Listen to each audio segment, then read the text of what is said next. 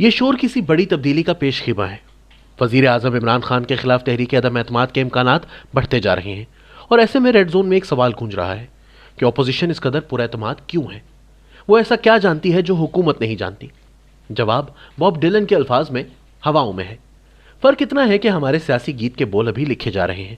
ایک طرف تو معاملات تیزی سے آگے بڑھ رہے ہیں، اور پھر ایک تیزی وہ بھی ہے جو ان معاملات کے پیچھے والے معاملات میں دکھائی جا رہی ہے، جس کا محور نمبرز گیم پوری کرنا اور نمبرز گیم پوری کرنے کے لیے ہونے والی سیاست ہے۔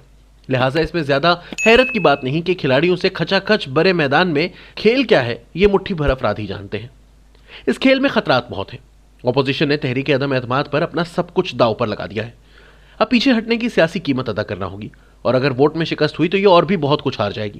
حکومت بقا کی جنگ لڑ رہی ہے اور جانتی ہے کہ اس کے پاس اب وہ تمام ہتھیار موجود نہیں جو چند ماہ پہلے تک تھے، مگر پھر بھی یہ اپنے ماضی سے حوصلہ حاصل کر سکتی ہے۔ تحریک عدم اعتماد کے ناکام ہونے کی ایک تاریخ ہے۔ چکروں کے اندر چکر ہیں جو بے موقع بھی گھومتے رہتے ہیں، خاص طور پر جب ان کا گھومنا حقائق سے زیادہ اندازوں پر مبنی ہو۔ آج کے حالات میں اندازہ یہ لگانا ہے کہ آیا اسٹیبلشمنٹ واقعی پیچھے ہٹ گئی ہے یا نہیں۔ ریڈ زون میں ہر کوئی ہوا سونگ رہا ہے کہ حالات کی کچھ سنگن لے سکے۔ کانوں کو زمین سے لگائے کچھ لوگ کچھ معلومات سامنے لے آتے ہیں، لیکن یہ مکمل نقشہ کھینچنے کے لیے ناکافی ہے۔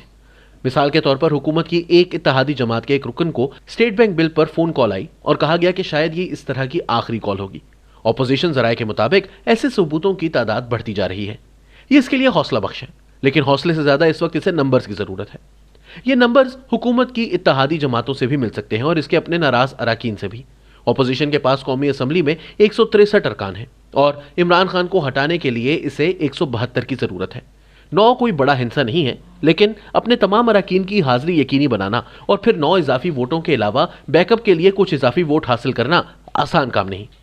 لیکن ایک آدمی ہے جس کے لیے یہ کام اتنا مشکل بھی نہیں۔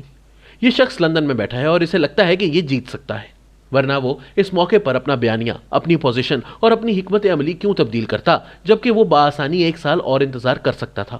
نواز شریف کے پاس کچھ ایسی معلومات ہیں جو کسی اور کے پاس نہیں۔ ان کے پاس سیاست کا وسیع تجربہ ہے اور وہ اتنے بے وقوف نہیں کہ یوں لاپرواہی سے اتنا بڑا جوا کھیل جائیں۔ اگر انہوں نے اس وقت اپنے سب سے بڑے دشمن کے خلاف تحریک عدم اعتماد کے لیے ہاں کی ہے تو ان کے پاس کوئی منطق ہوگی۔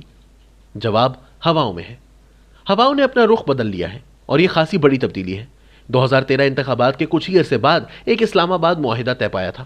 اس کے مطابق ملک کی سمت اور لیڈرشپ کو تبدیل کر کے اس کی راہ تبدیل کیے جانا تھی۔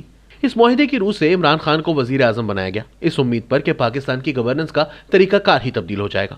2018 انتخابات کے بعد یہ معاہدہ ایک ہائبرڈ نظام کی شکل میں سامنے آیا جو اس نئے ماڈل کو کامیاب کرانے کی نیت سے تشکیل دیا گیا تھا۔ پھر 6 ماہ قبل یہ معاہدہ ٹوٹ گیا۔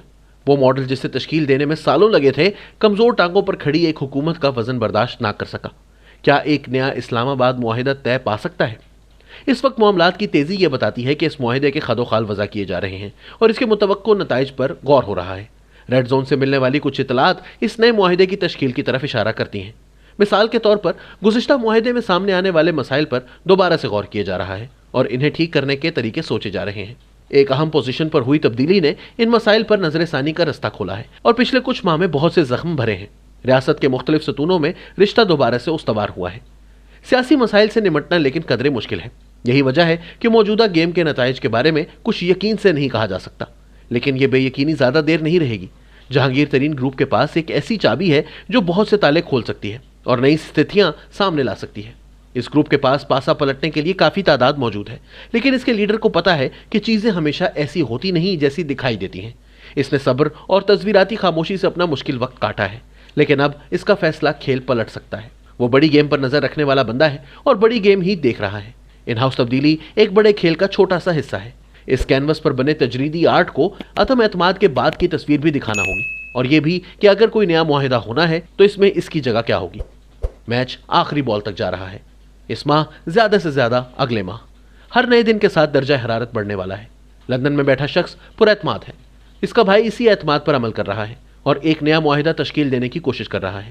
سوئی گزشتہ اکتوبر سے آگے بڑھ چکی ہے، لیکن یہ رکے گی کہاں؟ جواب میرے دوست ہواؤں میں ہے۔